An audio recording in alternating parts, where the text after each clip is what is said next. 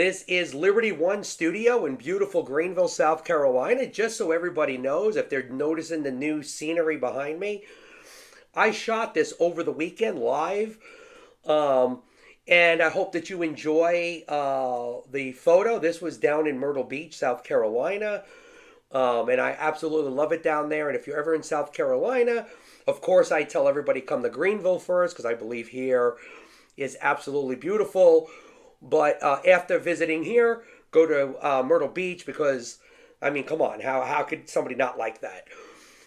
This is where we discuss freedom, liberty, and sound economic policies. So I wanted to go over the leading candidate in New York City's mayoral race, Zohran Mamdani, right? And his plan, his number one central plan, is to freeze the rent on stabilized rental incomes, rental housing. And many of New York City citizens are eating this plan up like candy. And of course, why wouldn't they? I mean, everybody wants, cheap rent, right? So Mamdani has made the high cost of housing his number one issue in the race. So far, Mamdani is literally double digits ahead of Cuomo and Sliwell, the Republican candidate, by more than double digits. The majority of New York voters are agreeing with Mamdani that the rent is too high. Now, I believe that they're misguided in how to fix that. As a matter of fact, I know that they're misguided.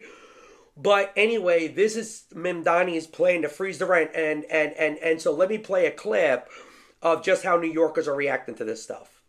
We're wanting to freeze them! To freeze them! To freeze them! So with the average rent in New York City being more than double the national average, this pithy slogan has caught on like wildfire.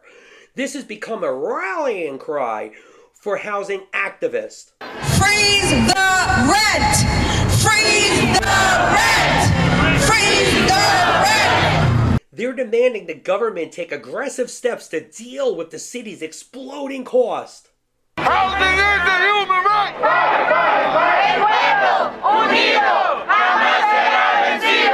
Housing is a human right and you gotta fight! As you can see, tenants make up a majority of these cities. Mamdani, if he wins, he will also have the power to seat the Rent Guidelines Board. Now, this is a government body that has the power to freeze rent for about 1 million citizens living in New York City. Now, think about how much power this is for one agency, okay? Now, mind you, these are unelected people, right? They get appointed by mayors, right? And, these people have the power to tell private homeowning citizens, hey, you're not allowed to raise the rent. Hey, as a matter of fact, these were the people who were forcing New York City landlords to not collect rent during COVID, right? Now, of course, this is a completely made-up, unconstitutional government agency with the power to tell private homeowners how high or low they could charge for rent. One of the core functions of the Constitution is for government to protect your property rights, right? To protect you from unlawful seizure or theft. And here you have the government actively seizing property, because that's basically what they're doing, right? When they're telling you, a private business owner or a private landlord, hey, you can't do, you can't charge the going rate, right, for your property, right? They're basically seizing your property, because what happens is if you get caught raising that rent, they can literally fine you into oblivion and steal your house. But it's unconstitutional. The Fifth Amendment states clearly, private property cannot be taken for public use without just compensation. It also ensures that government cannot deprive a person's property without due process of law. Where are these homeowners' due process, right? Where are their property rights, right? And just so people are wondering, the 14th Amendment extends the due process and protections to state and local governments, right? So it's very clear in the Constitution that rent stabilization is completely unconstitutional. Now think about it. With all the central planning and government bullying, New York City is still one of the most expensive and prohibitive markets to build new housings or to rent in. Yet, the citizens are demanding more government action and interference, not seeing the connection between government and high prices. The current mayor, Mayor Adams, now think about this, how ridiculous this is, has allowed rents to go up 3% per year, which was far below market value and even what the CPI was measuring. Now, again, this is, I bring this up with the Federal Reserve, how can 12 idiots get in a room and decide what the cost of money is, right? How do they know what the price of money is? They can't, right? It's just like when you see like the president deciding how much beef can come into the country or how many soybeans can be exported, right? The market should determine prices and fluctuations, not central planners, right? Mayor Adams doesn't know the right price for an apartment, but yet he's decided that he knows better than people who actually are in that business than the actual homeowners. Now you have Mamdani, who's never, as far as I know, owned any rental properties. He's going to tell the homeowners of those properties what he thinks the right price should be. And his right price is to freeze the rent. Fuel,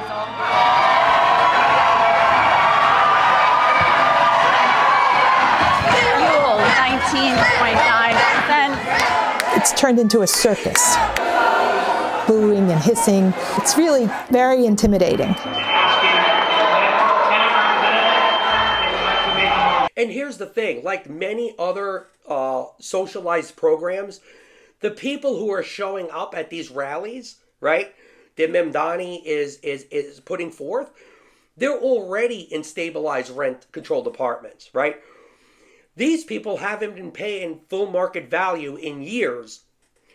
So why are they fighting so hard? Well, because if you're one of the lucky people, right, who get to rent a stabilized apartment, it's like you own it, right?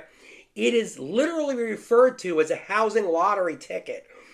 Also, now check this out. If you are lucky enough to have one of these apartments, just so people know who's never lived in New York or a big city that does this, you can pass that apartment down to your kids, right? And many times, people who get the apartments, right, these are wealthy people. A lot of people like to think, oh, these are people who are like down in their luck and they really need it. No, a lot of people who get these apartments, right, because it's not based on income, right? It's basically a lottery. And if you get the lucky lottery ticket, I mean, you could literally be making $300,000, $400,000, $500,000 a year, $1 million a year, and you could get a rent-stabilized apartment. And trust me, lots of wealthy people take advantage of this program.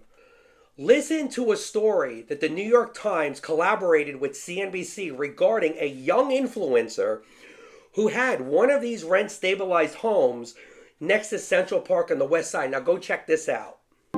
I just feel super lucky. I would be insane to give it up, but I would love to keep it for my kids one day. If you've got hold of one of these lottery tickets, right, which is what a rent-stabilized apartment is, you don't give it up. You don't give it up. It's rent stabilized. Rent stabilized. Everybody know what that means? When you rent a rent stabilized apartment, it is almost as though you own the place. Now, there's other factors to consider. Look, if we are artificially making sure that people get to stay in their rental apartments for generations after generations, then we're not making space for people outside of New York City to come to New York City for a brighter future. Now, here's the thing. Basically, what New York City does, they literally take 1 million apartments off the market, right? Because nobody, once you get a stabilized rental stabilized apartment, nobody ever leaves, right? So what happens is, because there's limited space in New York City, rents are artificially high because all of these other apartments have been taken off the market. They also rent control leads to a misallocation of units. Many homeowners won't rent out units or fix them up because if they do so, they would actually lose money. Rent stabilization has also caused units to become unrentable. Not only have they become unprofitable, but they also now become unavailable. So that also leads to the pressures of high rent. Landlords will not only refuse to fix them, but have in the past torched them, meaning put them on fire. Does anybody remember the South Bronx in the late 1970s? The South Bronx had an epidemic of rent-stabilized buildings being torched by the landlords because they were more profitable to try and claim the insurance than to actually keep them going, right? It was so bad that even President Jimmy Carter went there to look at all the destruction. Let's put it like this. Economist Milton Friedman has even stated that rent-stabilized housing is the second most destructive thing to housing communities, only behind a housing community being bombed in war, right? There are also a lot of families in New York that have children that have left the nest. And what happens is, so let's say if you're a family, right, and you have children, and then what happens is those kids grow up. Well, obviously, if you're renting like a 3-bedroom apartment and now the kids leave, you don't need that 3-bedroom anymore. So what happens is when you try to look for a 1-bedroom, you can't get one. Why? They're all rent stabilized, right? And then the few that are still left, they're impossible to get. Let's put it like this. When an apartment comes up for rent in New York City, you could have literally 40 to 50 applicants every day showing up for that apartment. That's how strained the housing system is because of this flawed system. And what happens is just the laws of supply and demand, when demand is through the roof like that, when demand is so high and supply is so low, prices go through the roof. And the more that government gets in the way of the private sector and misallocates resources, time, money, and human capital, what happens is prices go up, people misuse money, right? Resources get misdirected, like burning down your own building, or if your parents and now you have forced to rent a 3-bedroom when you could rent a 1-bedroom, right? So money gets misallocated. Apartments don't get leased out. Buildings don't get fixed up. Then you have people who are making, $100,000, $200,000, $300,000, $400,000, $500,000 in a rent stabilized house that never leave the house. It gets passed down. Those people are wealthy, right? And so the whole thing misallocates resources, and what happens is it actually screws up the economy even worse. And that's what's happening in New York City and a lot of these big cities. Literally anywhere they have tried stabilization of rent, it has created massive housing shortages, decay, and higher housing prices. Now, the best thing the government can do is get out of the way, right? What government should do is free these landlords, free these tenants, right? Let the market decide prices. Get out of the way of building homes. Get out of the way of building buildings, right? Builders will build, right, if there's demand.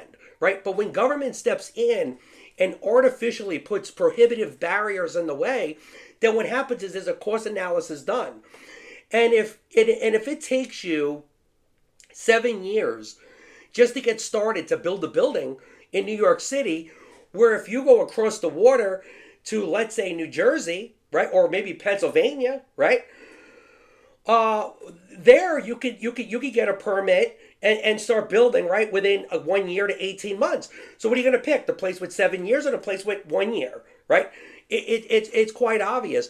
And so what happens is a lot of builders end up foregoing building in New York City, right? Because it's very, very hard. And what would happen is if you unleashed, think about it, what would happen if you unleashed 1 million apartments into the economy? Well, what would happen is the market would find the right price, right? And then what would happen is people who needed cheaper housing or smaller housing would be able to find it, right? And then what would happen is it would spur growth, right? We know that the invisible hand works when you allow it to work. It's government that gums up the system and screws everything up and makes everything more expensive. Anyway, so I wanted to go over this story. And again, like all programs, right? The second somebody gets on a program, like let's say rent stabilization, right? These voters are one issue voters. It doesn't matter if Cuomo offered to do anything else, Sliwell either. As long as Mamdani promises to freeze the rent, he's got those million voters, right? Just like when a politician says, oh, we're going to save food stamps or we're going to save Social Security. If you are somebody who is collecting these programs, right, you are never going to vote to cut those programs, right? Nobody's that stupid. So what happens is you automatically become a one-issue voter. That's also another terrible thing about socialized policies like this, because it interferes with people's judgment, right? Because in reality, if those people weren't taking advantage of those policies, they would not be formed. They're only formed because they're the ones that benefit from it. And the bleeding hearts who support these type of policies, I believe that they have good intentions, but they are just misguided in how to help these people, right? Because the best way to help somebody who's poor or somebody like to help housing is to allow freedom to flourish, right?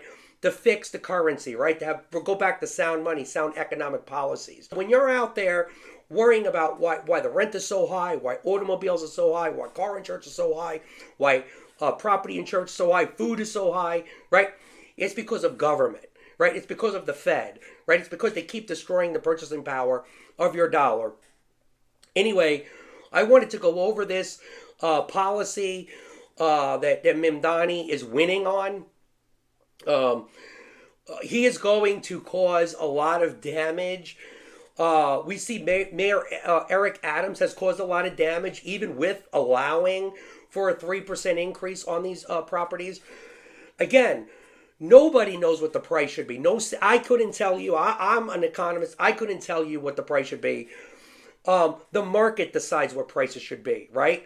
And so to find the best price and the best deals, right, you allow people to decide that, right? Not centralized planners. So anyway, I thank you for tuning in to the Patriot Report. I hope you come back real soon.